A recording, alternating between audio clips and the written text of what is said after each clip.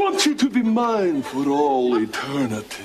Listen, you don't know what you're getting into, because I'm telling you, I'm just like a virus. Once I get in your system, it's hard to get me out. Wait, I don't want you to see me like this. I just woke up. Let me put my face on. Time is of the essence. You do not have to put on appearances for me. I want to take you as you are. Look, you can have me now and have a hamburger, but if you wait, you can have a quarter pounder with cheese. But I want to show you things that you've never seen. Hey, word up, and I want to show you things that scientists ain't even seen. Give yourself to me.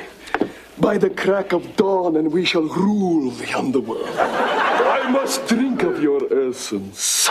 Hey, word up. Then grab a straw, because you finna drink it up. Clap on. What's wrong with you? By the beard of Satan, it's Beelzebub himself. Clap off. Wait a minute. You said you had crossed the seas and all that kind of stuff. Clap on. I didn't know I was going to find land ho. Clap off. Wait a minute. Who you calling a hoe? Clap on. First of all, I don't need no Eddie Monster looking with the Widow Peak fake, wearing funky breath, breathing, coming into my window when you weren't even invited with them random old tie clothes, looking like Pee Wee Herman, like he was on crack. White boy telling me that I don't look good.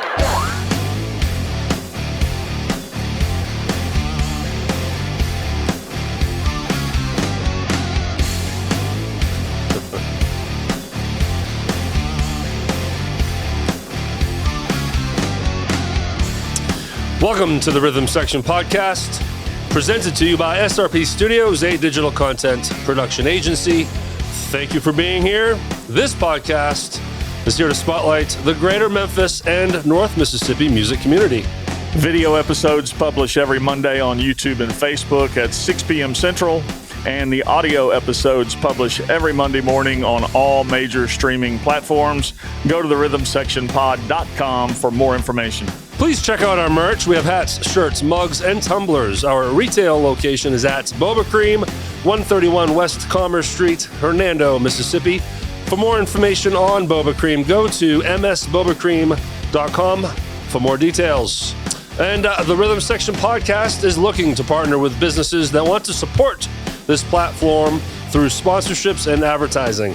Your business will get exposure and brand awareness with an average monthly reach of 70,000. But the best part is your support will help this podcast brighten the spotlight that hangs over this wonderful music community.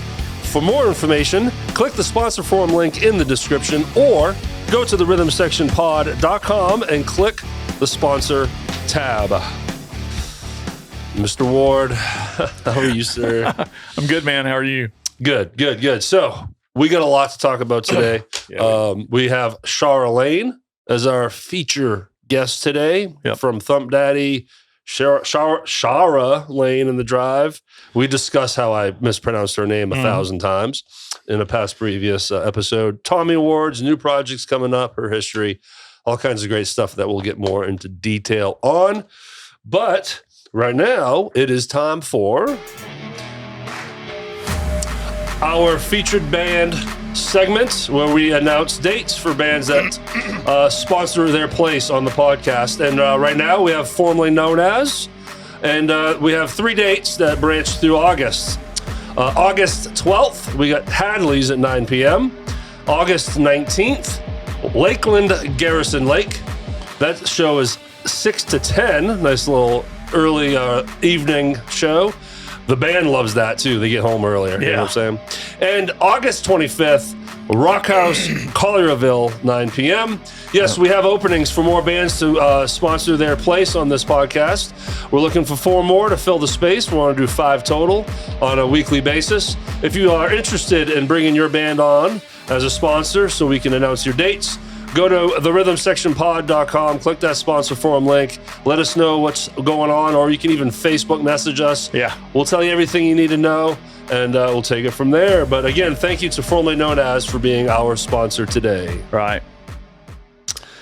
All right, Jeff. Woo, baby. We got a lot to talk about here, but we got another tease. We're going to have a segment punched in later in this intro. Yeah. We interviewed a gentleman by the name of Cooper Greer out in North Carolina, coming to us from Grace Musicians Group. Yep. Why don't you tell us more about Cooper, please? Yeah, just a quick thing here, and then you'll get the full thing in his video where we interviewed him. But Brian Fagan from Grace Musicians Group up in New York, he booked a gig for us with the Derrick Joseph Band up there. That's how we met him. I became friends with him on Facebook, and we've been back and forth quite a bit. He started following the podcast, loved what we're doing.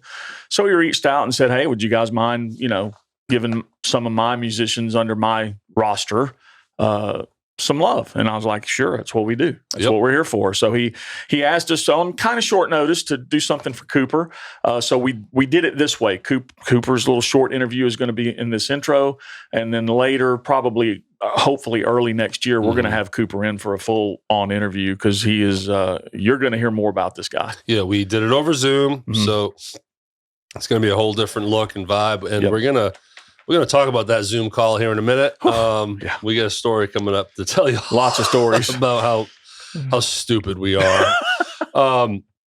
So that's coming up. And thanks to Brian Fagan again for making that connection with us.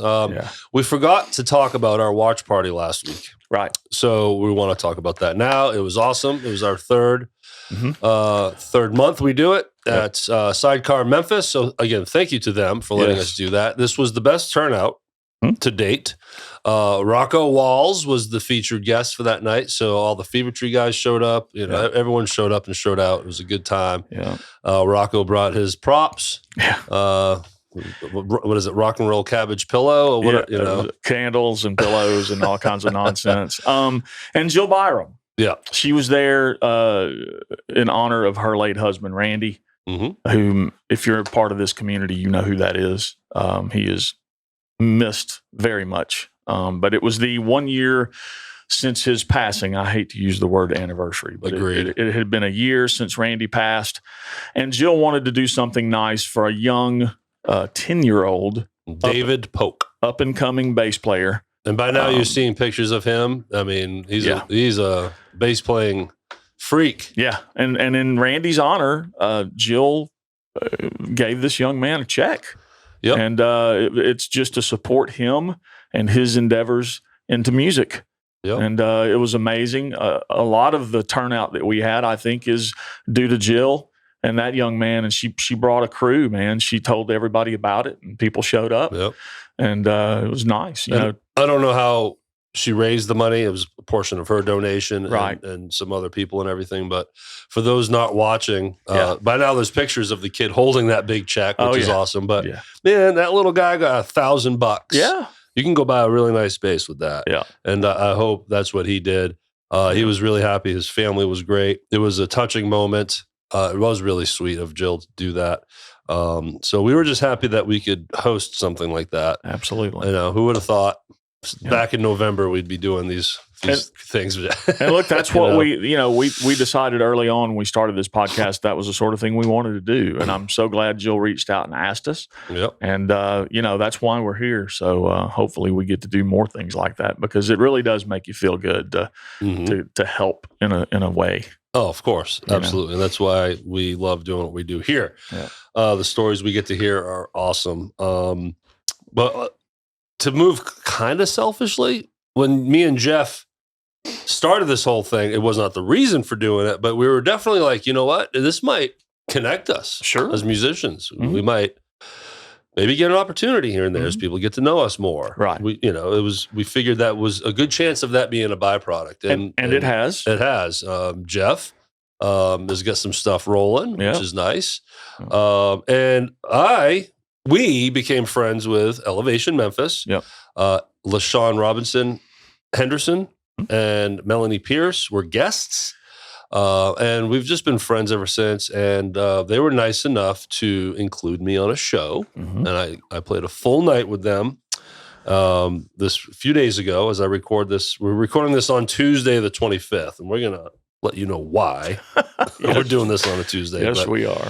The previous Friday that just happened, I played a full night with them at Ernestine and Hazel's.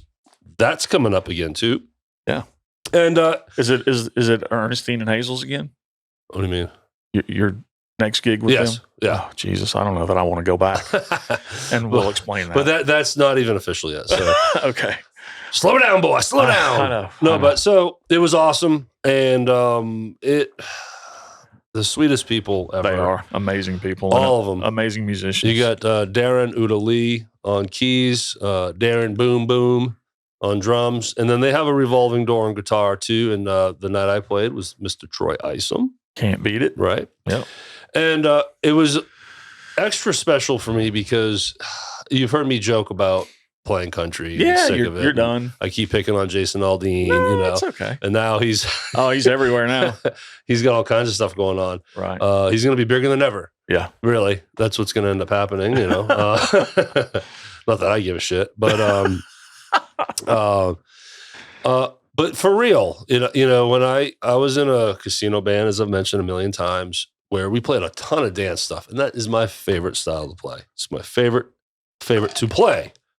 My listening music is Metallica and Slipknot and System of a Down. But when it comes to playing, I love the funky disco stuff. And I just fell into this funk for literally a decade where I didn't get to play any of that stuff. It was like part of my soul was ripped out. Right. And after 10 years of Wagon Meal, my music soul was pretty dried up.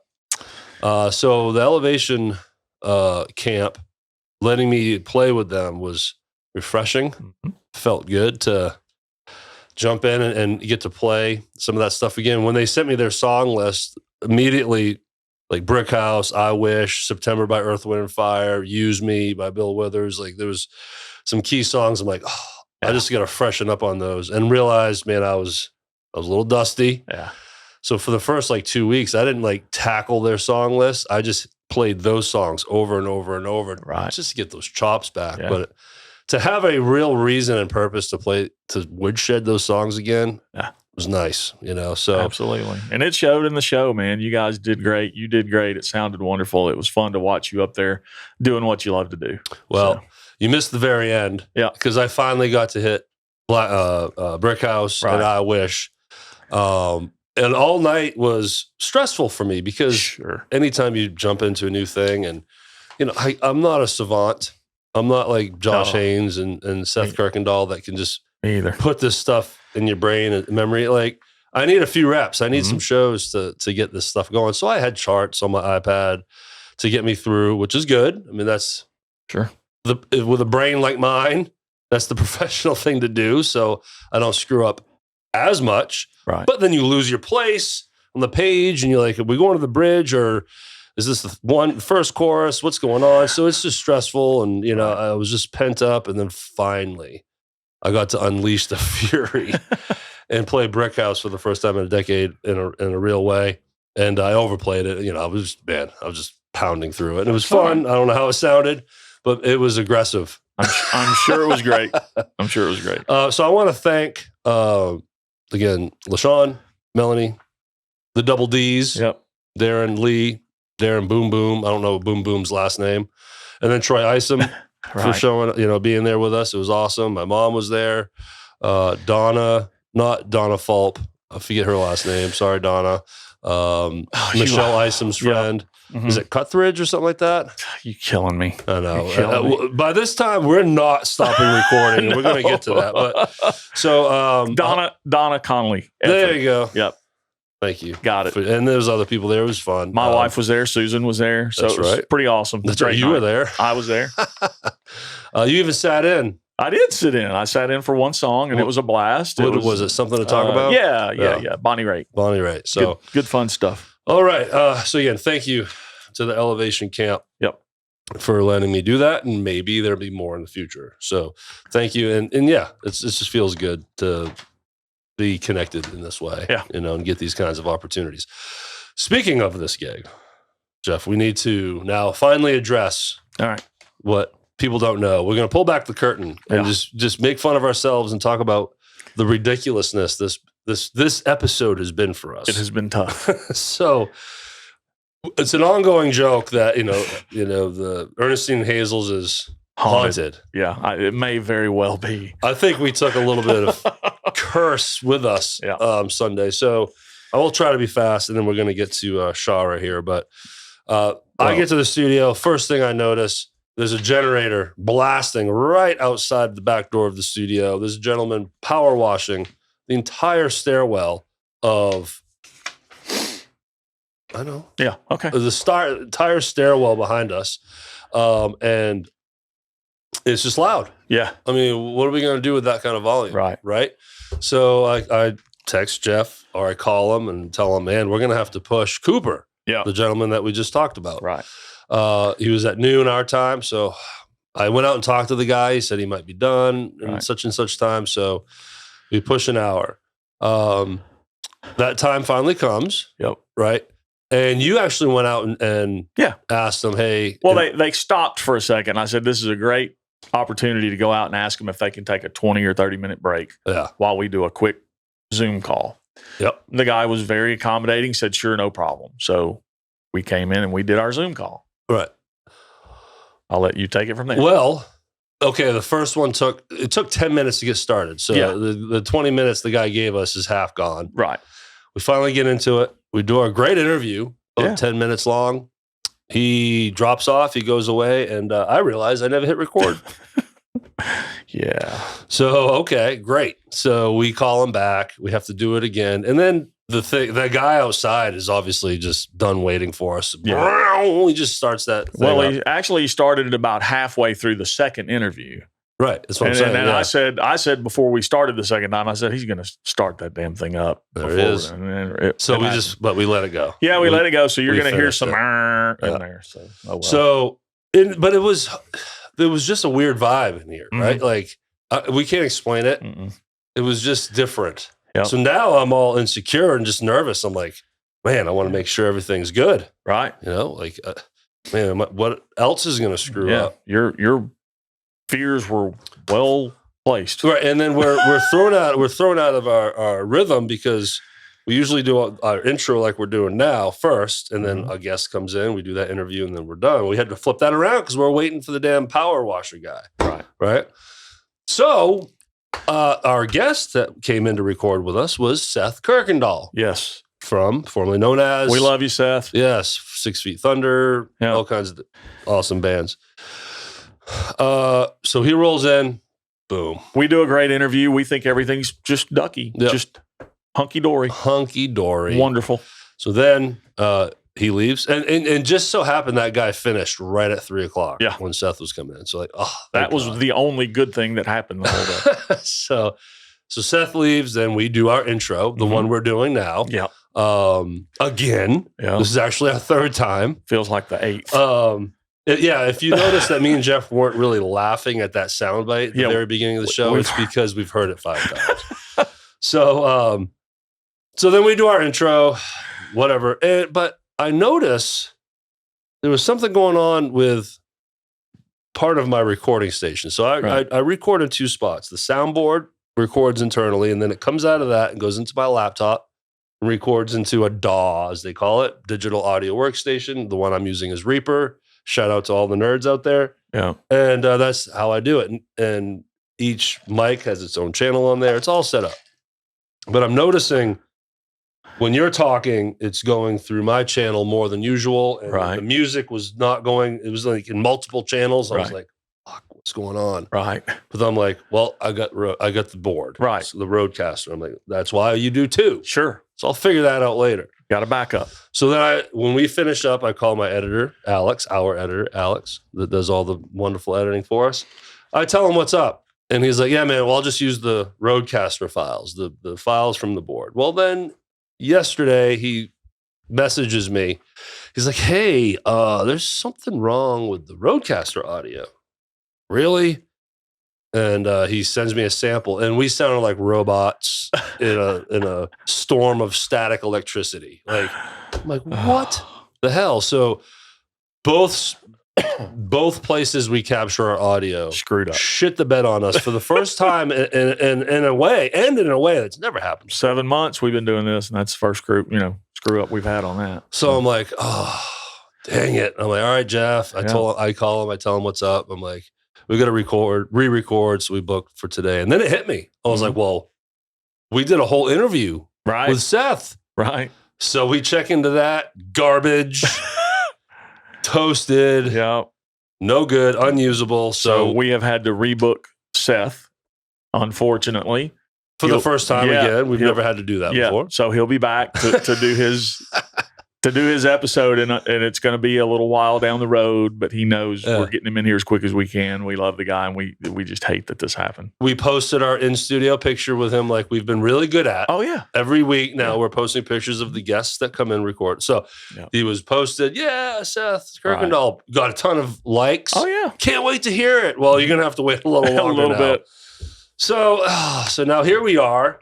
And we started going today, and then we totally tanked the intro. We had to start over midway in. It's just been whatever. So I hope. Sorry for venting. Like, we're venting. No, right we now, are. right? We've had a hell of a couple of days, but I guess now is the time to say, okay, Cooper Greer. Yes, we interviewed this guy. We love him, and we're fixing to cut to his short interview and let you hear from him. And he's going to tell you all about who he is, what he does, and the tour that's coming up. And then we'll be back in a moment. Enjoy, guys. Thank you. All right, everybody. Thanks for joining us on this segment here. We're going to be talking to Cooper Greer. Cooper Greer is coming to us from Grace Musicians Group. He's a singer, songwriter, entertainer, and recording artist here to push some dates. And we want to introduce Cooper to our audience. So, Cooper, thanks for being here today. What's up, man? Thanks for having me on. So this is only the third time we try this. You know, me and Jeff try to be transparent here. So, number one, we have a pressure washer outside that's so loud that we can't record. He's given us 20 minutes, and that was 20 minutes ago. So we're running him behind. And then we did a full interview, and I'll take the heat on this, forgot to hit record on the screen and record the video. So we got to do this again. All right. So the bad part was I literally heard you say, make sure we record this one too. So, okay. So we try to have fun here, Cooper, and our audience knows we're idiots. So Cooper, thanks for being here. You are an artist coming out of North Carolina. You do a lot of work in Nashville as well. I know this because we already interviewed him. That helps a little bit. So tell us more about yourself, Cooper.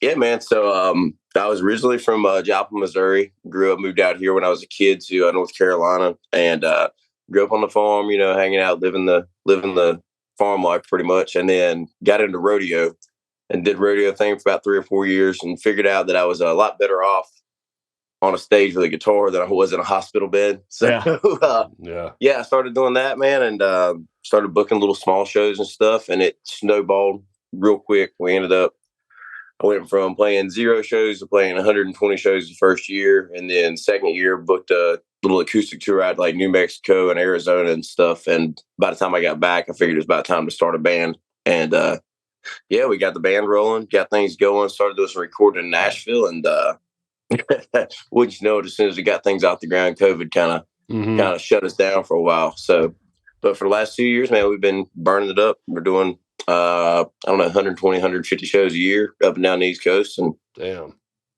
giving it everything we got. Man, that's awesome. Where did you record in Nashville?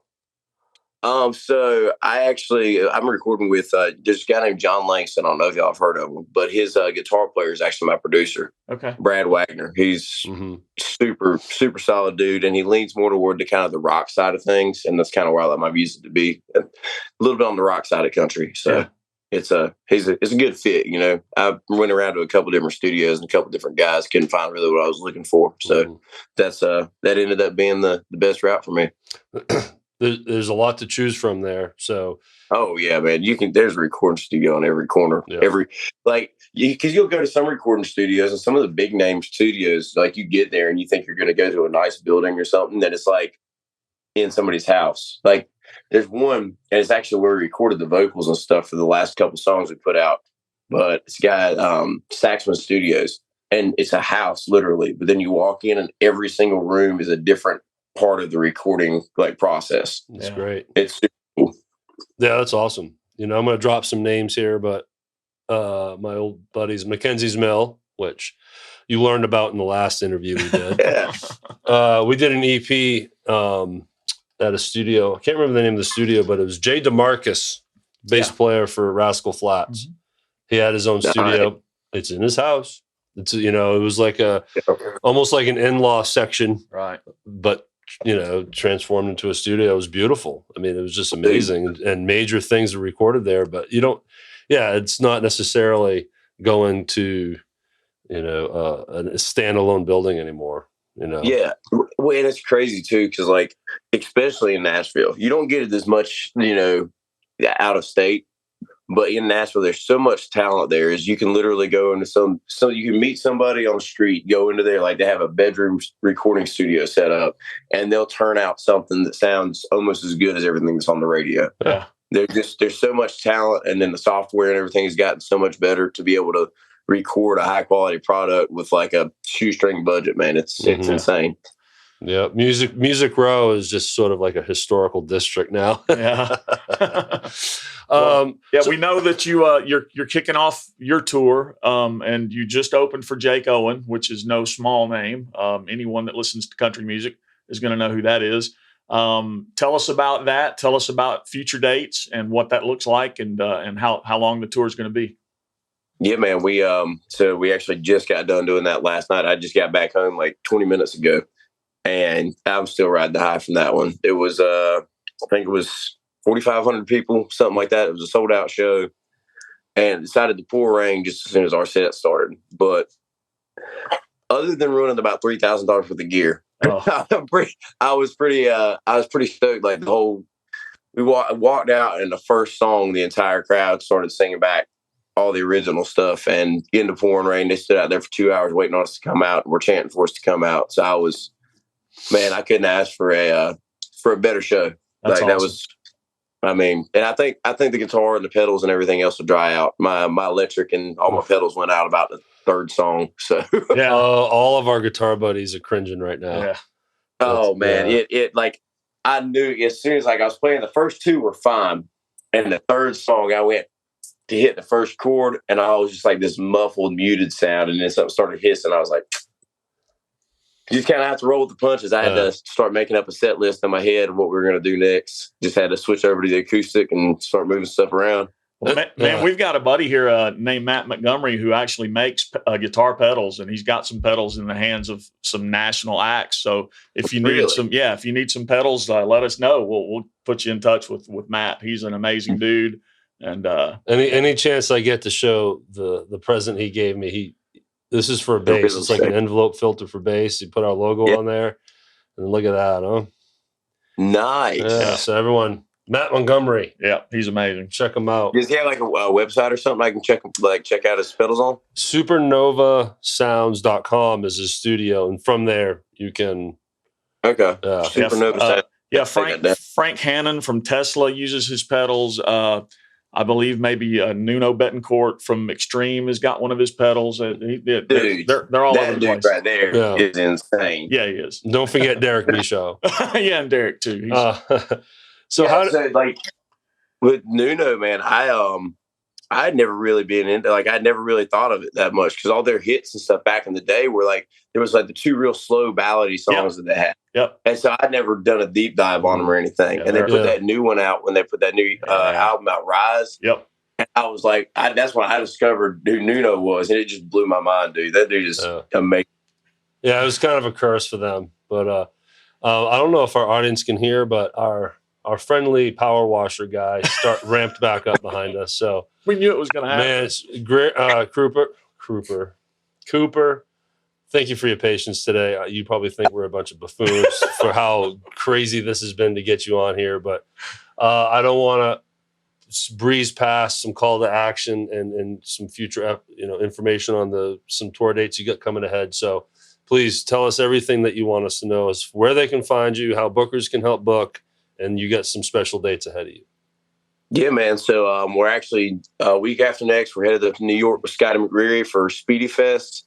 Then we're hitting the road. We're doing a college tour after that. We'll be on the road with that for about 2.5 months, pretty much from New York to Florida and back a couple times.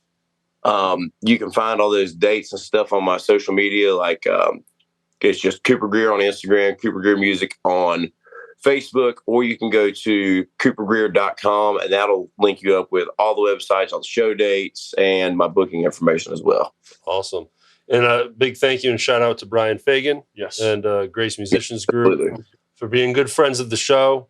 And we try to do our best to be good friends to his operation. And through that, that's how we connected with you, Cooper. We wish you the best.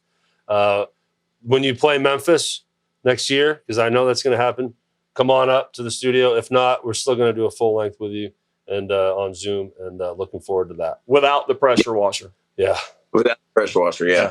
And I will hit record, too. Yeah, it'll be all right. I mean, we can do it a couple times. It's fine. All right, Cooper. Thank you so much. You have a great day, man. Hey, man. Thank you. Y'all have a good one. See you. All right. So, again, thank you to Cooper Greer for joining us 3 days ago now on Zoom, and Grace Musicians Group and Brian Fagan for connecting us and making that happen, but also being a great fan and supporter of this. He's out there commenting, liking, sharing. It's awesome. So thank you, Brian. And we will be introducing you to more and more of his artists because we like the guy, he likes us, and it just works. So this puts us out in another region of the country. I mean, we're in the Northeast. Yeah, he's got people up there, and he's telling them about us. So people are learning about the Rhythm Section podcast up there. It's all good. And all of Cooper's links, his website link, will be in the description. All right. Yes. Finally, the wonderful, beautiful Shara Layne, everybody. Yes. She was kind enough to come down here to Hernando and sit with us. And it was funny when tearing down the whole set here. I moved the chair that the guests sit on, and it was just, my floor was covered in glitter. She had on some pretty fantastic boots. Yeah, they were bejeweled. Yeah. But she came to have fun. She's always fun. That's what you learn about her. She's got tons of energy and just real positive. Great entertainer. She gets involved with the crowd, does her thing. She doesn't just stand in one spot and sing to you. Yeah. She gets out there and does it. She is a wonderful artist. She's a beautiful singer. She's a great songwriter. We talk about that, how she's really breaking into the original side and songwriting. And she hosts a showcase. By the time this is now being recorded, definitely by the time this publishes, her and Bruce Key played the Bluebird Cafe in Nashville. Did. That is a prestigious place that everyone's played. And megastars like Garth Brooks were discovered there. So that's a big deal. So obviously it hadn't happened yet when she was in here, but we talk about it. Of course, Thumpdaddy. Yes. I mean, that's a premier band in town. They are awesome. I'm glad I finally got to see them a couple months ago. It was at Dan McGinnis. Mm-hmm. And they let us sit in. Yeah, sure did. And we got to play country. Yes, your favorite genre. It's Tennessee whiskey. Yeah. Come on up.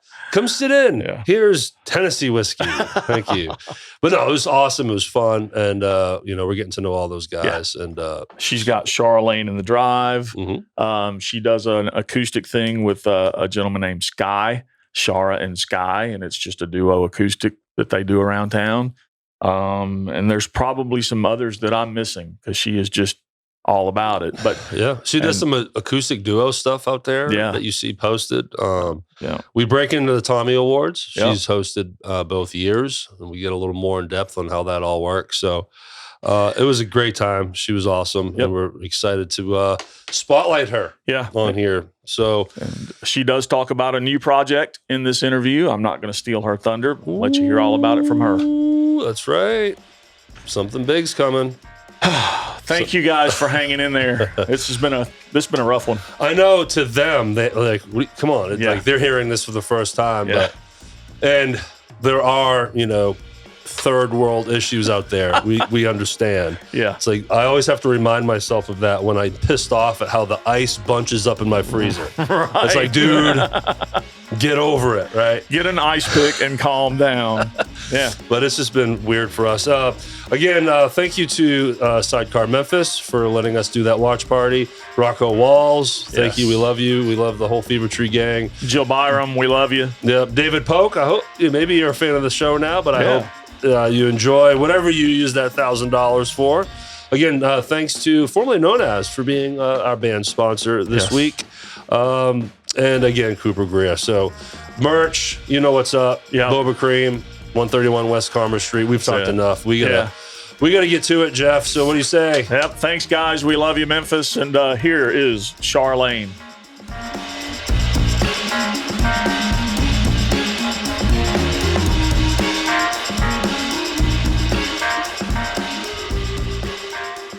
All right, Jeff, we've been looking forward to this one. The great Shara Layne is with us today. Woo! Thanks for being here. Yeah, I'm excited. So off mic, we already had this discussion, but publicly, I want to apologize to you for mispronouncing your name 1,000 times on an intro way back when. I said Shara like 20 times. Yeah. It's okay. All press is good, right? You can call me. I don't know. You can call me Derrick Machowd. Machowd. Don't do that. All you want. Then you'll get it in my head wrong. No. Machowd. No. It's okay. So thanks for being here. We were gonna all kinds of stuff to talk about with you. My goodness, it was easy to come up with some kind of interview note list for you, but you're part of so many projects. I really want to try to hit them all as best we can. Okay. But before that, let's learn more about you. I saw that you're from Jackson, Mississippi originally. Is that right? No. Uh-oh. That's on your Facebook page. Tennessee. Oh, I'm a dumbass. All right, we are, let me see here, about 1:20 in. That was loud. That was loud. Man, we're off to a good start today. I think I jinxed it by joking about your poor name. Yeah. But so Okay. Jackson, Tennessee. Yes. Which makes more sense. But okay, great. So Jackson, Tennessee. And what was that like and what eventually brought you out here? Okay. Well, actually, was born in Iowa Oh, first. okay. So Iowa City, mom was attending college up there. And so born there and then made our way down to Coleman, Alabama, where I was a kid, like a kid. That's quite the jump. It Yeah, is. it was. Well, she met my Yeah. stepdad. But I've been And all then- through Iowa. That's a culture shock right there. Yeah, it is. Iowa to Alabama. Yeah, well, I don't know. They're still kind of both are a little boring, the two cities. But we made a stop in St. Louis for a minute. She was a teacher, but she met my stepdad, and we moved to Coleman, Alabama, and we moved from Coleman when I was 13 to Jackson, Tennessee. Okay. And so, like my high school years were in Jackson, Right. and did some cool things. I was actually homeschooled, so didn't like graduate the normal. I don't have like the alma mater high school or anything, but made a lot of friends, and it's fun to see how all those people moved to different places and they're doing all their different things. Mm. Did some stuff with theater. The Jackson Parks and Recreation Department had a theater program, so I did. I would have like, never guessed that seeing you Makes play sense. live. Yeah. Yeah. Yeah. Well, I mean, I don't know that I ever fit in. Like, they never chose me for a lead musical role because Yeah. I don't really, like, I don't sing classically trained because I'm Right. not classically trained. But it was fun. I would But- sing in the chorus and I would do, like, the little dancey things, and that was fun. You're so much fun to watch live because you don't just get up there and sing. You get out in the crowd, you interact, Mhm. you do all this great stuff, and that's Derrick and I've talked about that before. So Mhm. yeah, I can see the theater coming out when you're performing. You're not shy up Not- there. You're, not at all. You're comfortable. I used to be, though. I have to thank Steve Roadhamel for that Yeah. because he's my right-hand guy. Well, my left. He's my left because he's always on my left in Thumpdaddy. But That's another person whose name we've screwed up in the past. Sorry, Steve. Yeah. Rhodey. You just call him Rhodey. He's okay with that, We're good too. at screwing them up and just plain forgetting them. Well, it's So- called getting older, I think. That's right. So it's okay.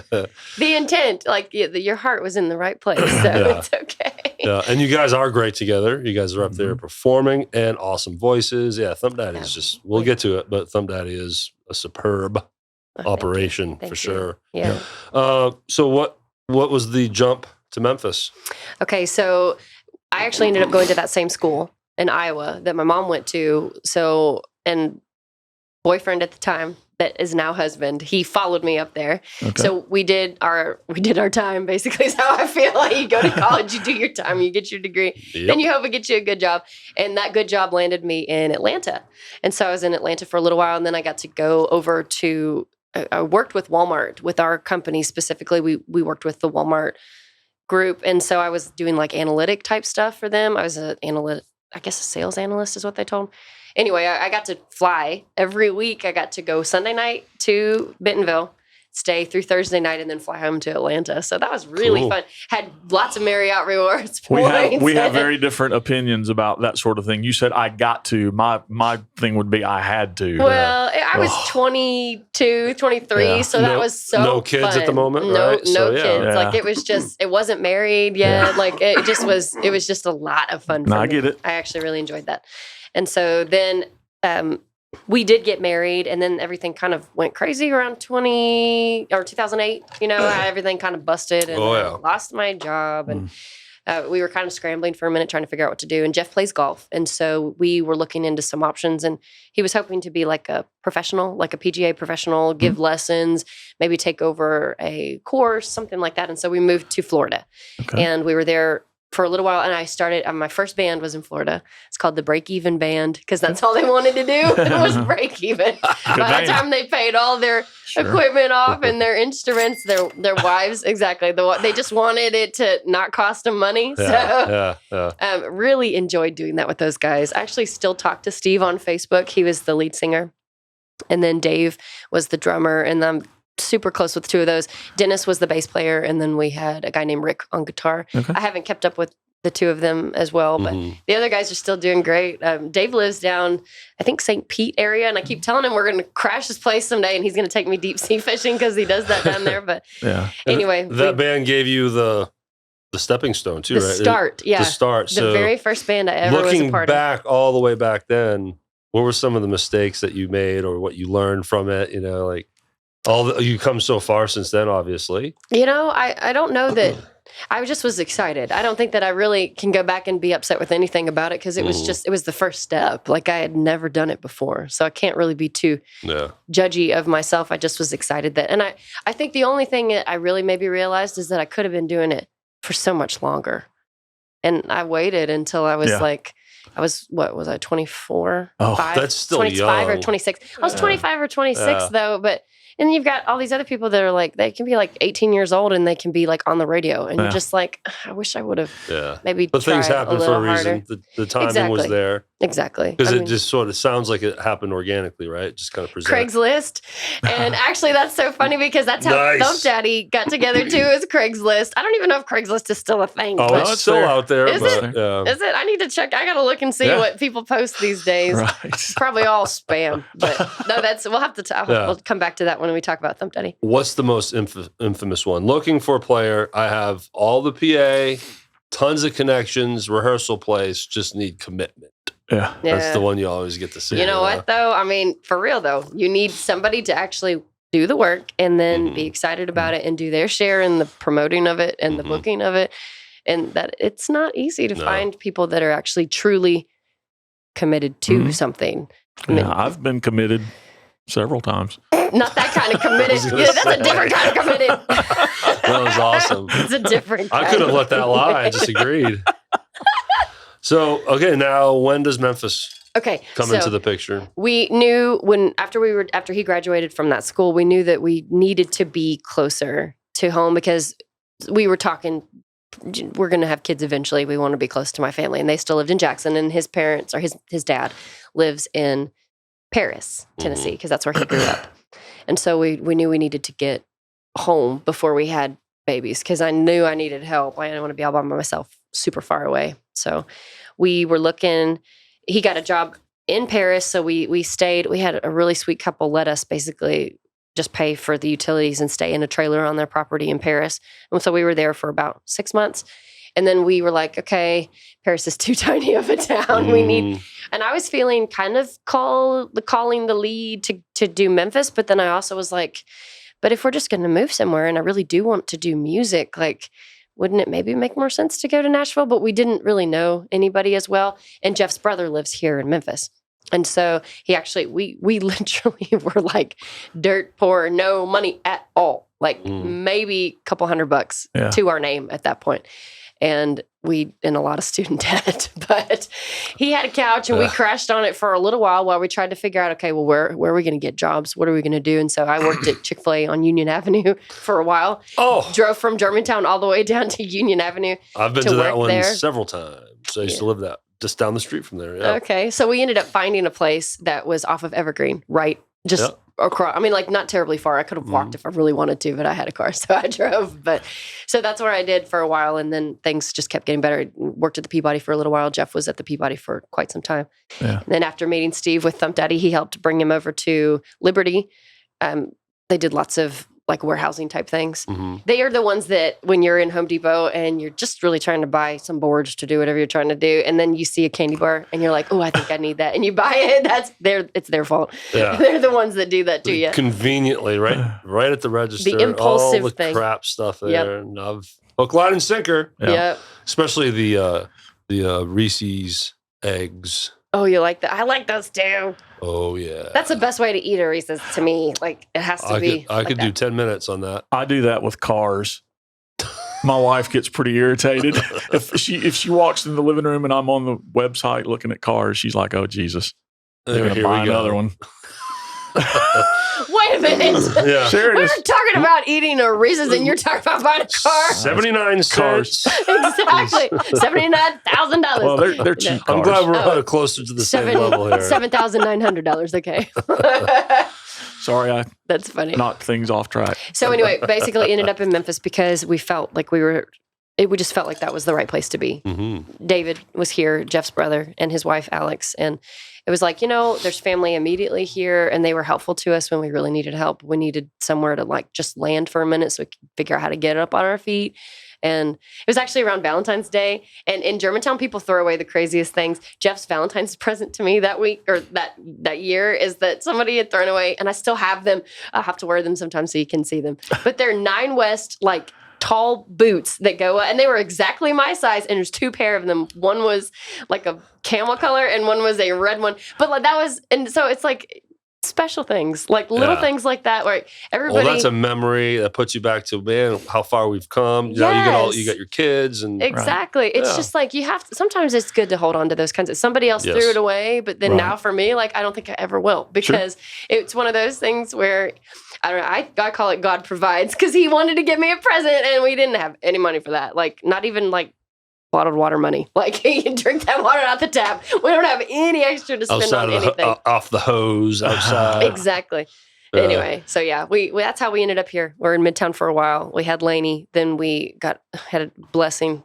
Got to move to Cordova because a guy that goes to church with us was trying to get out of a rental house he'd had for a long time. We were able to buy our first home.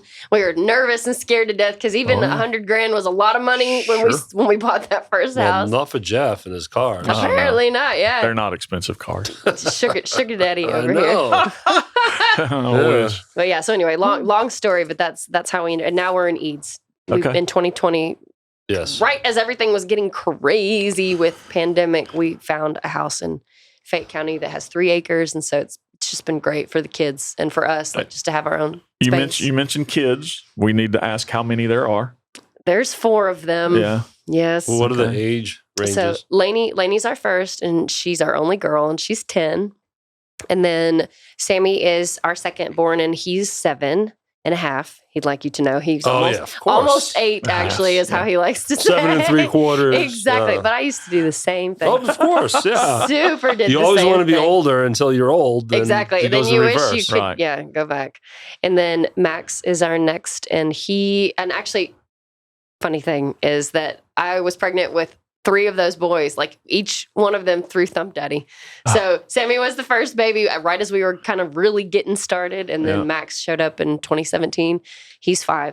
And then Jack was the like, what the heck surprise? Oopsie. Like everybody's like, are you kidding me? And we're like, no, but it's going to be great. It's going to be great. It's going to be fine. It was a little crazy for a minute. Yeah, it was a little crazy. Like so crazy is that we had to schedule his arrival to the world around a wedding that had been on the books for a year. You're a trooper. You're a real team player. It was crazy, but we made it work. Right. So, well, you're almost to a hockey team. You're close. Yeah. Very close to a basketball team. Right. You only need 5 on the court. Well, yeah, you need. Well, with mom and dad, while we still got it, we could pull it off. Yeah. So, eventually, we will need to bench. Yeah. We'll need. I was going to ask, are you going to start working on the bench warmers next? The second line. I don't know. The second I think my time is probably about up with all of that. Understood. I get Four's enough. One's enough for me. Oh, yeah. That's all I'm good. Yeah. I mean, I'm good. it's been amazing. It is chaotic. There's nothing not chaotic about it, really. And sometimes I'm not sure that I do a great job as a mom, but truly, like, when you just think about life in the entirety, Right. like everything that life means, I just know that there's no way it can hurt us. Like, that all we're doing is just we're building our own little community, and we're the things that matter to us and our family, and the things that we choose to be a part of, and the things that just are burned into their little brains and what Right. like their hearts and everything that they do as a part of what we do. And every time I chase a dream and I make sure that they understand that's what I'm trying to do, I feel like we're just reinforcing that you only have so much time. Yeah. And you just got to go. You got to go for things because you've got a purpose. And the sooner that you figure it out, and the sooner that you tell other people that like you and they can help you, then that's just the way that you got to. That's the way you got to go after it. Are your kids homeschooled? No, we talked about it. I think that we're gonna wait and see. We're at least gonna give them this semester. But I really am hoping that I'm making some plays so that sooner than later we could possibly be talking about tour stuff. Yeah. I know sometimes I think you just have to, when you're independent, you have to just make it happen. Sure. Yeah. And the only way to make it happen is to make sure that they're taken care of too, like that. And mom could, essentially, she could hop in whatever. Yeah. We might buy the trailer thing that hooks up to the back of his truck, and who knows, maybe we just go wherever we have to go and we figure it out. But if they were homeschooled, that'd be easy. But right now they're at Oakland Elementary. So Okay. Max actually starts kindergarten this year. So Oh, That's exciting. he's excited and kind of terrified at the same Oh, time. yeah. As am I. I'm a little worried about it because he's kind of like the Tasmanian devil sometimes. Or maybe all the time. But Well, so the story jumps into Thumpdaddy. Mentioned that the pregnancy 2, 3, and 4 was through Thumpdaddy. So it seems as though shortly after you move here, Thumpdaddy comes into your world. Is Thumpdaddy sort of your first real project? here, yes. Yeah. Well, yes. So what year are we talking about exactly? So we moved here in 2011, and I actually did find some people to start working with, but right about the time that we played our first show at Young Avenue Deli, and then unfortunately that's when they fired the GM of the Chipotle I was working at, made me the interim. And that first week I worked 96 hours. Good Lord. That's it? Salary. Is that all? That's it. Yeah. Yeah, well, That's crazy. it was not cool. I was No. very frustrated. You think? Yeah, that sucks. Wow. All my hourly managers were making like double what I was making because of their overtime, and I'm just like, this is not nice. Right. Like, I don't know. Maybe Chipotle will make that right Life someday. choices. Yeah. I've made a lot of bad ones, so I know. Yeah. But so how again? So now how does that put a pause on what I was doing with them, and they've all gone off and done some cool things now. But yeah, it's totally okay. I think all things work to the good. But Right. I remember after I had Lainey, found another little project for a minute. It didn't really last, but I got to go do some fun things. I got to play a sorority thing in Nashville, and actually down. Maybe it was Ole Miss. I can't remember exactly. We played a couple things. We took trips. We even drove all the way over to Little Rock and played Cajun's Wharf, but I don't think it exists anymore. But maybe it's something else. It was really cool, like right on the river, and it was like a 2 or 3 story thing. It was really nice. Right. But anyway, was really wanting something and had Lainey. It was almost maybe a year past in 2014, and ended up responding to a Craigslist ad for a guy named David who lived in Horn Lake, Mississippi. And so went down there, met him. He played drums, and Steve was there because he'd already worked with Steve before. And so I met Steve, and though it didn't work out with that guy, there was a time where we did another rehearsal, and he had found Greg Barrett, the one that is bass player of Thumpdaddy. So he had found him and brought him down, but they didn't really get along. I don't know all of the, Greg could tell you better someday if he needs to know, but it was not going to work out between the two of the rhythm section was not going to work out. It was not working out. So I know the feeling. Yeah, so he decided blah, but he loved Steve, and then Steve and I we'd made a connection where we would talk on the phone some, and just we'd be becoming friends, even though we weren't actually singing in anything together. And so Greg reached out to Steve, said, "Hey, I have an idea. I want it to be dance, high energy. I almost don't want the kick drum to ever stop. Right. I want to do something like that. And I think I know the players, but I'm wondering if we should get a girl. What do you think? I think I want a girl. And so anyway, Steve was like, well, what about, but at that time I was like incredibly naive. I didn't say bad words at all. I kind of wish I was still that way because I say way too many bad words now, but like I didn't want to sing certain songs because they were way too like, they alluded to things that were they were inappropriate, And so when you barreled in here, it was just F-bombs left and right. Don't you tell fibs on me. No, I try to do better. I usually only do that if I'm like angry, like, or if I'm very excited, I might let something, but it's not usually the bad ones. It's just the really bad ones. Yeah, the really bad ones are saved for like if I'm like fire coming out of my head, like the Disney movie. Well, it's more impactful if you never swear.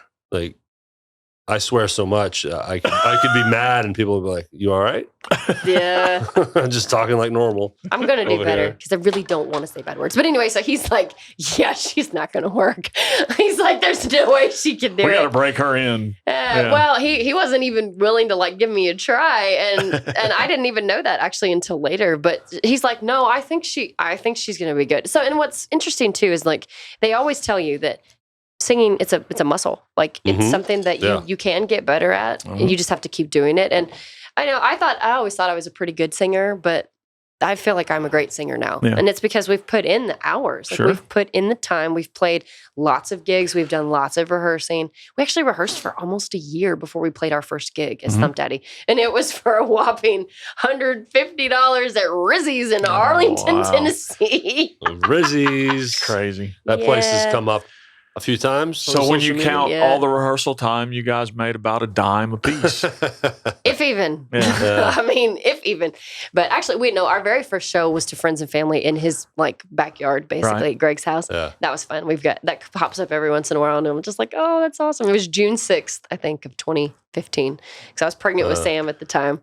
So, but anyway. How does Paul Moreau and Michael get involved? And pardon me, I don't remember the names of your sax player and keyboard player. I'll tell you. Yeah. So Mike was the original drummer, but then Swingin' Leroy needed a drummer, and he needed a viable paying gig as soon as possible. So he went to take that, and we were kind of bummed, but we weren't playing yet. So it's kind of like, well, what can you do? Sure. So we found, we had a couple guys, actually. There's a guy named Clinton, and then there's a guy named Ben, and then even a guy named Gavin. Before, I don't know if Swingin' Leroy, I don't know if it kind of was just maybe coming around to the end of its run. They had a good run, but I remember when that, kind of went by the wayside, and I think one of the members moved away. Yeah, maybe. I'm not entirely sure. I know Jen's still kicking. I haven't seen her do anything singing wise, but she's been a real great support of original music of mine, and that's been really awesome. I've been very appreciative of that, and that's another thing we'll have to put a pin in that so we can talk about it because it really is cool. I'll make a note right now. What was that? Just the original music and the way that people support. Oh yeah, like it's right there. This town. It's a great thing I want to come back to, but basically Mike came back around eventually, and so he's a founding member, but he left for a little while, but then he came back. So, and then we picked up Joey Valdez. He plays keys, and I forget exactly what year this was. It might have been 16. It might have been 17. Okay. Somewhere in there. And then Tom Slagle, he's actually been around for a while already, which is crazy to me. I'd have to look at pictures to know exactly when it was, if it was 18 or 19. Right. I feel like he for sure was a part of the band by the time we played our very first New Year's Eve show, because we do our own thing. And we actually have to go pay the deposit and all that to do that again, because we usually use Hillwood up in Lakeland. But we've done that really well for 3 years so far. And like, we had to skip the pandemic years, obviously. They wouldn't let us do it then, but it's been really fun. Cool. I get to use my event planning stuff that Greg and I do a lot of that. But then Michael comes back and I'm trying to think if there's any. Yeah, so I told you about. There's Tom Slagle. One else left. Paul Moreau. He's gonna kick my butt. So actually, there's been lots of guitar players that started out with our very first guy named Tim Grover, and unfortunately, he's in heaven now. I know Tim. Yeah, that was Tim. A bummer. It's really sad when things like that happen to people. But he was with us for a while, and then we had a guy named. We called him 2.0 because his name was also Tim, and he has since moved. I think they're like Nashville area or somewhere over there. But he was real young, but he's super gifted, like incredible. He actually wrote he wrote the music out to my first song that we tried to put in a competition. It's called Taking It Back. Okay. And he's the one that helped like score that for me. So that's pretty cool. And then we had David Smith, which he still fills in occasionally, and he's the bass player in my Shara Layne The Drive. Okay, project. so I've seen him play. Okay. Yeah, so you've seen him. Player. And then Paul came in right about the time David was like, hey, I love this, but I don't want to do this as much as you're doing it. So, because we used to play like a lot. Right. Now I think we're at a real good pace now where we do several big ticket type things. We do some big deal events, and then we do occasional public things so that, we're still relevant, but not we don't do like poor Sean Few. That's why he's super crazy because they're playing all the time. Except this weekend, he's like, I ain't gonna do a darn thing. Which is sometimes you need those weekends. You've got to decompress. But that's made it easier for some of these other projects to come to be. Yeah. The fact that Shara Layne The Drive exists and then Rock the Boat, because we all kind of felt like it was time to maybe diversify a little bit. And just, there's other things we love to do. And Thumpdaddy is a machine. Like it has established its place.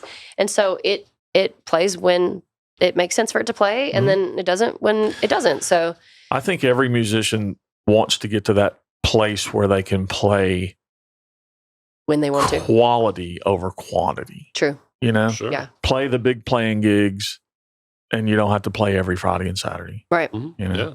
That's higher the goal. value. Higher value. That's true. I mean, playing is fun, but that's also why it makes sense to have a couple projects. Because then if you're doing major big things with Thumpdaddy, then you can do smaller things with original music like Shara Layne. And, we do a lot of acoustic things around town now too.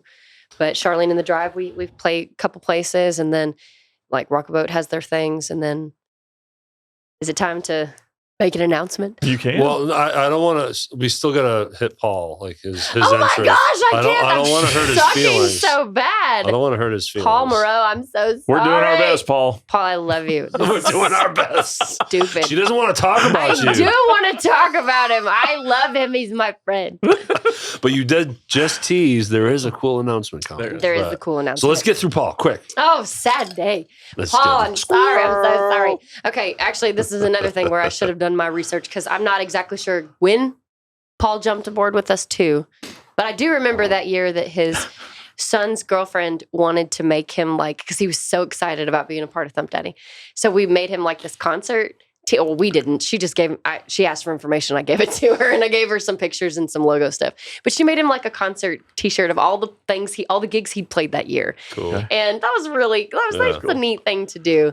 So I'm thinking it was probably somewhere in that 2018, 2019 range, probably when he joined us. And he's done great things with us, helped us do. And it's cool now. We're actually trying to work together in terms of for our New Year's Eve party last year. I had the idea because we've got two other sister projects. And it's when Thumpdaddy goes and does something cool on New Year's Eve, then that means those guys sit it out. Right. The other people that are not in the same band. Because it's funny, Rock the Boat is very much Thumpdaddy with two additionals. And then it's the same with Shara Layne The Drive. Right. Well, actually, it's only one additional person that's not. There's a lot of overlap. Exactly. Yeah. And so I wanted to make sure that those people were not sad. So we actually did I opened the show, and then Rock the Boat played, and then Thumpdaddy closed it. And I was like, that is exactly what we should be doing as often as possible. We have access to 3 bands. Mm-hmm. So anytime we pitch for anything. Really good ones. Yeah. Too. I mean, top notch. I mean, we just know our job is to make a connection with our audiences and to make them know that we appreciate them being there, and then to give them the time that they if they're trading their time from doing something else, but they choose to be with us, then we want to make sure that it's as quality as possible. Right. So we want to make sure that we're singing right notes, that we're playing right things, but also that we're engaging with them so that they feel like it's an intimate concert type experience where we're trying to be as good as the people's songs that we're singing, but also that they know that they matter to us and that we appreciate them being there. So Paul, it took a minute, but we got there. Now that we're finally done with Paul. Paul does all kinds of great things, and he includes me on stuff, and I really appreciate it. Like the Tommy Awards, it's all because of and Paul's I have genius. that on the list. If we get to it, I want to talk about the Tommy Awards and what it's like hosting that. But you teased something. Okay, so thanks, Paul. Appreciate you, man. But announcement. We got, while we're talking about all these bands and projects that you're in, tell us about this new one that's coming. Okay. So for a very long time, I have wanted to be in a band with Sean Few. And we Why? We sing together at his church, Covenant United Methodist, and not all the time, but when I can. And there's just something about our two voices that it's pretty great. Yeah. I think it's pretty great. And I really appreciate his. Dude's got a great voice. He does. I mean, and he's got a great personality. Like he's just Sean Few. You can't those really jeans. I mean, Lord. Jesus. Listen, I don't look at his jeans, you weird people. Sean, You don't realize I see his they're hair. painted on? no, I'm not paying attention to any of that. Did you notice the mohawk at least? Yes, the Okay, mohawk. cool. Yeah, I give you the mohawk. And the fact that he can hit notes that I can hit, that's kind of crap, I think, actually. It's ridiculous that he's as talented as me. Yeah. But but because he's as talented as me, I wanted to You be can in a say band it. with him. Right. It's bullshit. It's not. I'm not saying bad words. I'm just trying to get you to say No, at I'm least trying one. to be good. I'm trying to be good. Okay, so So he project finally- was Sean Right. Few. So Cool. we were talking about it, trying to figure out like what would, and so we tried something last year actually, and we called it Shawnee and Shar, and we played at Neil's, and it was fun. We did a little bit of what Shara Layne The Drive does. We did a little bit of what formerly known as does, and then he picked some songs for me that I'd never heard of before, and I didn't do all of them very well, but it was okay. I mean, were if we they? did it again, I can't even remember most of them. One of them is like something about a warrior. I am the warrior, standing. Na-na-na-na-na-na-na. Yeah. Pat I Benatar. am no, it's not Benatar. I don't think it's Benatar. Oh, who is that? But I know the song. I can't Yeah. remember I know the her song. name, but yeah, I was just like, Sean, I was like a little bitty kid in the 80s. Like, I don't remember any of this stuff. So, and he picks on me for that sometimes too. But anyway, it was fun. And I was like, this would be a good thing to do if we could figure out how to ever like leverage time, because it's never in our favor, because he's not home during the week. Like, he's Right. got that Yeah. job that keeps him super busy wherever all he has to go. And so, like, trying to get him like nailed down to do something. But I was talking to a couple different people. Thomas Halfaker was telling me about how they used to be a cool country band in town. And it just got my wheels turning. And I was like, I can sing country music. Mhm. Like, I actually thought I was going to be a country artist for a minute. I actually didn't tell you, but when we lived down in Florida, I was in like the top 5, 6, 7 for a Colgate Country Showdown. Sweet. And so that was a fun thing to get to do. And so I thought maybe that was what I was going to do, is sing country music. Mhm. And so I hadn't really written anything super, super country at that point. But anyway, all that to say is that now I have a couple songs that are like that. And I just told him, I was like, I've made friends with Bruce Key. He's recording at the same studio that I record with. You guys had them on recently too. Supernova. Supernova. Are you from across the pond? I gotta think of it. I gotta find a new sound. People are getting sick of this one. Supernova. Sound. Yes, Yeah. with Yeah. Dave Cowell. So he actually has also, Matt Montgomery. he's also recording Bruce. And so anyway, we just started to think, like, what could we put together that would bring in people that are new to us, that Right. we have not worked with yet? And what would we call it? Mm-hmm. And then I got a phone call for our first gig. And I was like, okay, we're going to make this happen. And so we did. Sure. We started putting all the pieces together. And so it is spelled contraband, but if Yeah. you say it like Sean Fee says it, then it's contraband. Contraband. So that's our version of a joke for our country band project. And it's not something that's going to be seen lots of places all over. I mean, Right. this is something that's going to be a little bit exclusive for a minute, but we do want to announce that if you want to see these boots Yep. in action, right there. There they are. There they are. There they are. There they are right there. Yeah. If you want to see them live in living, sparkling color, then our very first show is going to be at Neil's on Friday, September 1st. Yeah. And I can't really say I speak for the entire band, but right now the slogan is lame, but it's just all country, or all dance, all country. The whole point is, if you don't like country music, you probably don't want to be there, because that's all it will be. It'll All be right. fun. So we gotta go down the The members. lineup. So Okay. we got obviously you and Sean, So Sean Fuse on bass. Bruce Key on guitar. And then Who- Luke Mitchell is also on guitar. We're And going to have then- 2 guitars. You have a fiddle player. Actually, we do. Her name is Donna Wolf. Yes. Yeah, And then that's gonna it. be awesome. That's it. That's That's it. not You know, it. they don't have a drummer. They're tracking all the drums. And, Could you imagine? That'd be so horrible. No, let's talk about it. Well, the drummer that they have. He's just an all right drummer, but I hear he's handsome as hell. The guy's just smoking hot. That's not true. Yeah. But it is Jeff Ward. Yes. Everybody, I'm trying to find. There it is. You need a spotlight. Yeah. I'm looking really forward to this project. It's going to be so much fun. I should have spotlight. I should have got my phone out and put my flashlight and put a spotlight on you. Ta-da. Oh, let me make it bigger. There. His head is swelling. I can see in the viewfinder on the camera. It's filling up the whole screen. Yeah, we're really excited. No, and I'm happy for you too, Jeff. It's Oh awesome. man, it's going to be great. You know? Great gig. Yeah, Be a lot of fun. Yeah, it'll be really fun. We get to play the Campbell Clinic Foundation on the 15th of September. So that's kind of why the way everything kind of came together is that we had an opportunity. Their theme is the country western, and so they were looking for a band that fit that. And I was like, I don't know that there's actually anything that really is just exactly that. And then it was like, okay, it's go time. Let's just do it. Let's make it happen. Contraband. We're working on the logo, trying to use a horseshoe as the C, and I'm not happy with it yet, but eventually it'll be ready, and then we'll show everybody off my You're going to put a big skills. gun with a joint next to it? We looked at like the old Western like revolver pistol type things, but then I don't know. It's hard. Exactly. I don't know. I think we may just try to make it look country and just use the. So when do y'all start rehearsing? Is that he's just like, I'm waiting. I just do what I'm told.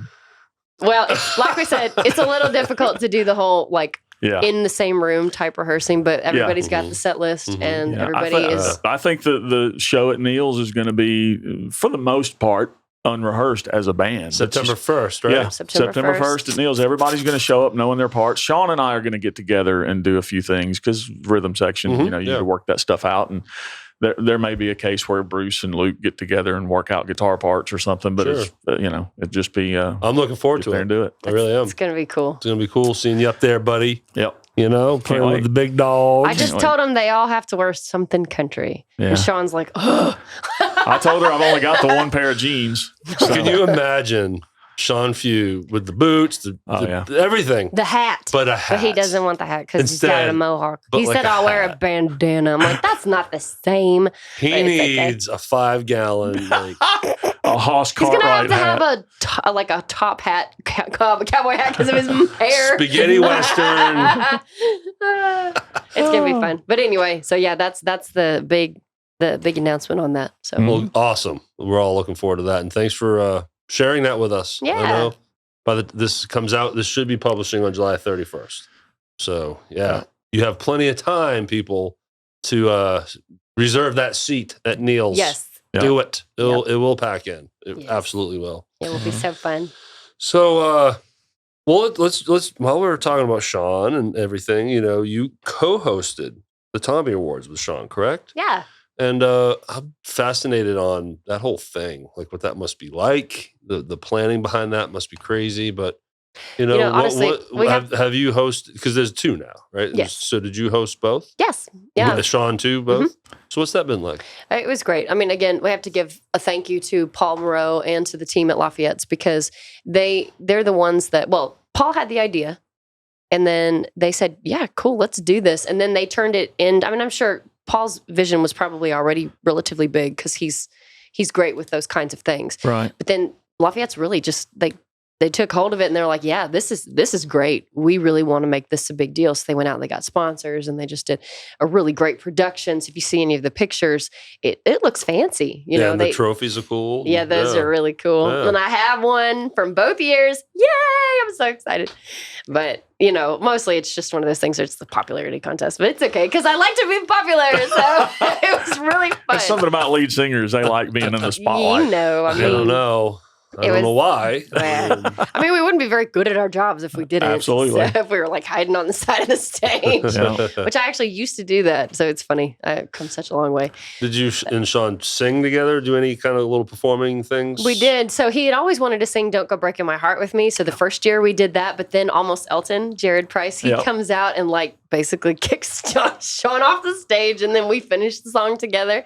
So that was kind of fun. And then he's just like, I don't want to sing that song with you ever again. I don't want to get kicked off the stage. Exactly. And now you're in a band together where you're going to sing together all the time. Yeah. It would be fun to do that song again. But anyway, it's just been a lot of fun to be able to work together. I think that's what probably spurred the ability to do stuff at church with him too. So it's like, you never know, like when you say yes to opportunities, like it's just, you just don't know like the lifelong effect of it. Mm-hmm. So that's a cool thing, just to encourage anybody that is not sure about something. If they're not sure, it just really can't go wrong. I firmly believe in that, all things to the good. It really does go that way. Like there's no way that anything can hurt you. You just have to you just do your part, you be a good person, and you have faith, and you bring to the table what you bring, and it's just going to do well for you. Amen to that. I need that message. Yeah. Too. That's kind of what my original music is like too. I feel like sometimes I'm just in this, like my brand is very specifically like, it's just encouragement. But it's like, sometimes when I need an encouraging song, like I listen to my own song because it really is talking to me, like, because I wrote it for that purpose. So, I mean, I just hope that maybe someday other people can attest to the same thing. Well, let's segue to your original music, but earlier you said you wanted to pin on the original scene here too, and the support everyone gets. So let's tap into that. So let's start with you and your original music and your writing and how you just kind of falling into that. What has that been like for you? Okay. When did you write your first song? When I was a kid. I wrote a lot of Christian songs when I was a kid. Okay, so writing is not new. Writing's not new. I was not really like super great at it, I guess, because you have to hone that craft. Like, absolutely. Everything that rhymes shouldn't rhyme in a song, and sometimes you just have to go through those to get them out of your system. I can't find anything to rhyme with orange. What's going on? Yeah, I don't know. You'd have to find something that kind of rhymes with it. Porridge or something like that. Porridge, yeah. But anyway, songwriting session as soon as this is over. Exactly. Orange and porridge. We wanted to do it for a long time, and I honestly thought somebody was going to come in and like find me, discover me, whatever, and help me do all the things. And that's just not what happened. And it's okay, but now it's like, now that I realize that it's on me, like sometimes it's super overwhelming because I'm not as organized as I used to be. I'm older. I've got kids. I've got bands that I'm trying to make sure that I do right by because I help schedule stuff, and I take care of all of our contracts and our deposits, and sometimes there's just not enough day. Yep. And I like to sleep too, so sleep is good. I always make sure I get enough of that. With 4 kids, I highly doubt you're getting enough sleep. I actually do. My kids are great sleepers. It's quite amazing. Nice. Yes, it's kind of amazing. So, but anyway, I decided I was doing a lot of things with Thumpdaddy, but I still felt like this nagging, like I'm just getting older. There's some stuff I know I want to do. I want to delve into that again. I want to see if I've got it, if I can do this, if I can compete in this area. So in 2019, Lafayette's hosted the very first. It was an inaugural competition with the state of Tennessee because they had just signed into legislation Tennessee Songwriters Week, honoring all of the revenue that our state, like, it's generated because of these hit songwriters that live in the Nashville and surrounding area. I mean, there's Memphis people that do the same thing, like David Porter. Like, there's plenty of talent in the state. And obviously, LA is great too, but like, we make a lot of money in the state from songwriters. And so they hosted a competition at Lafayette's, and my friend, Courtney, sent me the link about the sign up. And it basically looked like as long as you got your name in there before it filled up, that you could be a part of it. So I did it quickly on the day, and I got to be a part of it. And Austin Carroll performed with me, and it's actually his song, Happy Without Me. I wanted to do one of mine, but like it was too hard to try to figure out because I don't write music. Like I literally just have to sing to you. And that's what makes David Cowell at Supernova sound so awesome, because like I can do that to him and he comes up with an arrangement like within minutes. It's just kind of amazing. Mm-hmm. But anyway, with Austin, it wasn't working out as well. And he goes, what if we try this one? I think you'd be really good on this one. And so we sang his duet called Happy Without Me. And we were the very last act of that night. And there were lots of good artists, like Brooke Fair. She was like 14 at the time. She played like a little ukulele and her song was amazing. I think it was This Song's For You. I met Bailey Bigger that night as well. She's doing a lot of stuff with the Americana folk scene. And I met so many people that evening, but those two for sure stood out to me, and we were just sure that one of them were going to win. Right. And then we get up there, we did our thing because we have very powerful voices, and I think that they sound really good together. And so we kicked that song's booty. And at the end, whoa, slow it down, Shara.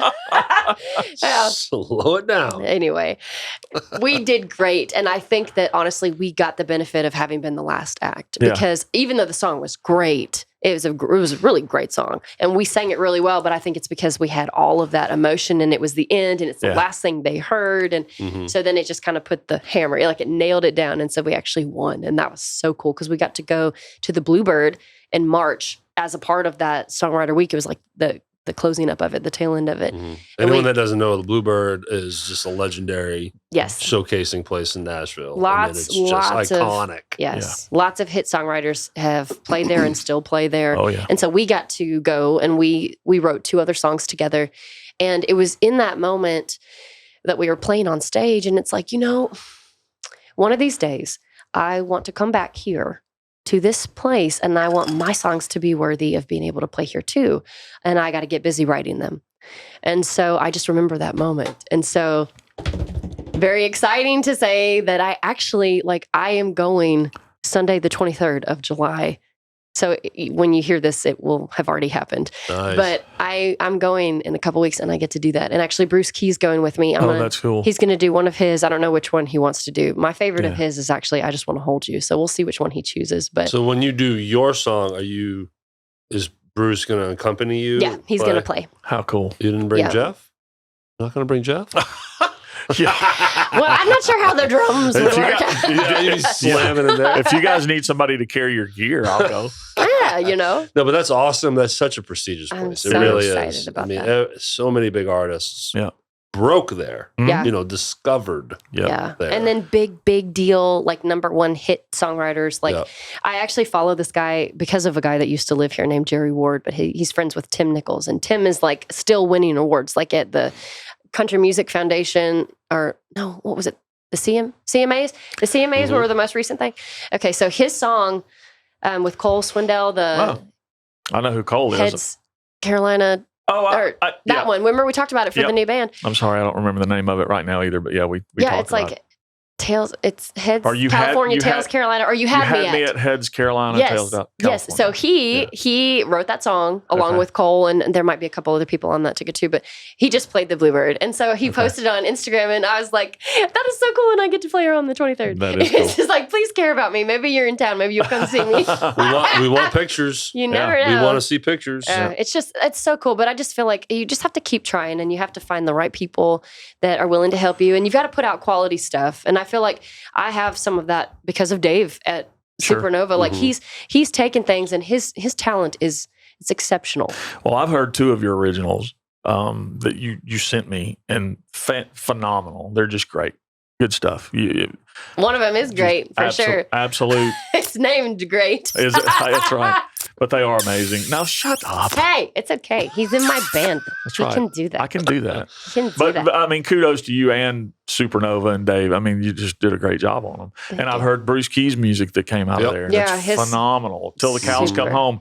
I mean, just rocking country in your face. Yeah. Good stuff. It's great lyrics too. I'm excited, and I'm excited about being able to do some things with Bruce too, because I really do feel like you have to link arms with people, and the people that you see value in, that do well, that you want to be a part of things that you do, or you want to say, you know what, I vouch for these guys as much as I vouch for myself, which ties back into the people supporting other people. It's I think when you really sit down and think about it, if you're trying to go out there and you book all these things by yourself and you're trying to promote yourself and that's it, that is overwhelming. Yep. It is no time for creation. Well, yeah, and it's just frustrating sometimes too, because when you get told no more than you get told yes, or you don't get responses from your emails, it's just you just feel like it's such wasted time. And that happens an awful lot. It does. People don't realize how much that happens. It happens all the time, because this is kind of one of those things where you have to break in. You've got to make friends with the booking agents and the people who are in charge of stuff. And if you live in Memphis and you're trying trying to get a show in Nashville. Well, you can't just walk down the street and talk to them and be like, hey, my name is Shara.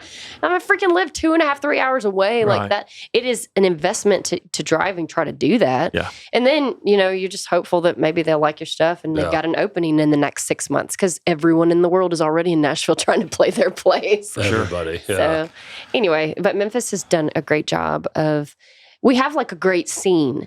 Now I just want them to split their time, not just cover bands, but also with worthy original bands, And so it's like we're just trying to help. We're just trying to help that happen. I actually am working on a T-shirt design. I just sent it to Sean on the way here. Okay. I did not text and drive. Yes, I did. Well, I should not have been doing that, but I screenshotted and sent him this picture because I had this idea, like how cool would it be to have a shirt that says I, and then a heart, and then Memphis music on the front, like maybe here, not obnoxious, not like, or maybe big. I don't know. I'm gonna give it a couple designs and see. But then on the back, literally get every single band that wants to be a part of it. And if they've got a logo, like you probably have to size them like that big. But just put them all over the back. Why not? Put them all over the back of the shirt because then that way you could do whatever you want. You could set up like a foundation or an account or something within the money from the sales of those shirts could go towards, we do benefits all the time anyway. Like we could have like a board of people.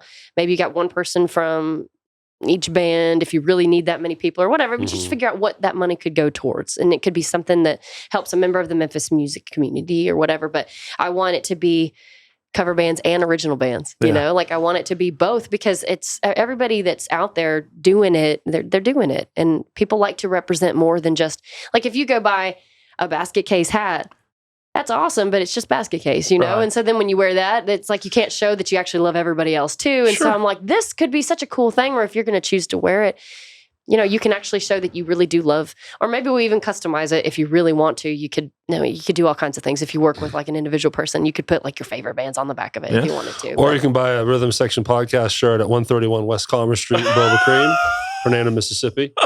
If you're not careful though, if you get Sean involved with this, it could be like Kiss theme with blood on it. You gotta be careful. No way. He just has to say, yes, that looks pretty. That's all he has to say. Well, look, I want to hit one more thing before we wrap up, and it ties in perfectly with this. And recently, you did a songwriter showcase. Yes. At Lafayette's. I have another one coming up too. Very soon. Shara's, not Shara's. Shara's songwriter showcase at Lafayette's. Let's learn more about that. And my old buddy Chip Knox is part of it. Yeah. So here you are. I mean, that's what you're doing, right? You're supporting these original artists. So actually, so you're thinking of two. There's actually one that Bubba does, and it's the Southern Grind Sessions. That's what Chip was a part of. Oh, he didn't do one with you? No, not yet. Okay. I mean, maybe I can convince him to do the one coming up. He books a lot around town too, so it's possible he's either, because he's a firefighter, so he's either working or he's playing music or he's with his family. But he's an awesome guy. I'm sure he'd be happy to try to work with you for sure. He is fabulous. But yeah, that showcase is awesome. They do that every other month, just like we do ours. But mine is kind of like in a competition format where we have money, like Lafayette's pays for the prize money. So basically we have 4 cash prizes that we give away, 200, 150, 75, and 50. Okay. And audience members vote on their favorite song. So it behooves you to bring a fan base. But at the same time, like, even if you've got, like, well, usually this is kind of how I think of it. If you've got a fan base, then that means you're good. So you're going to still be deserving, most likely. There's no real other way for me to do it unless I had a panel of judges. But even then, they don't always agree on things. So sometimes I just feel like it's better if you're trying to get people in the seats, then you give them something that they can do, which is they determine the winners. So that's fun. And we use live tickets, like fair tickets. They look like the little red ones from the double roll at Walmart. And I put these little cups with their names and their number. And so all 20 that have been a part of it, like, it's up there. People drop tickets in the ones and we go back to the back, and the winner of the previous showcase comes up and plays for like 3-4 songs while we do all that calculating.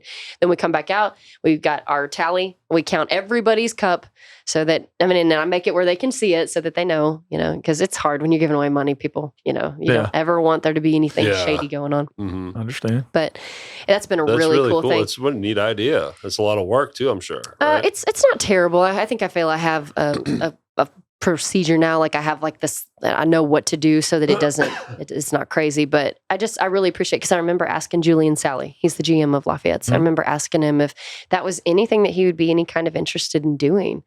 And he's like, yeah, I think so. And so then they gave us a shot. We did the very first one in May of 21. So So how many have you done? been going for a minute. It's an annual thing, or It's bi-monthly. okay? So So we you've done a do- handful. We have done a few, and I don't remember if it's I'd have to do my math better. I tried to write it on the event, but I can't remember what number this one is. Now they've all been held at Lafayette's. Uh-huh. Okay, Yeah, 'cause it's a Lafayette specific. I can't remember what I the first time I saw you out judging an original contest was at.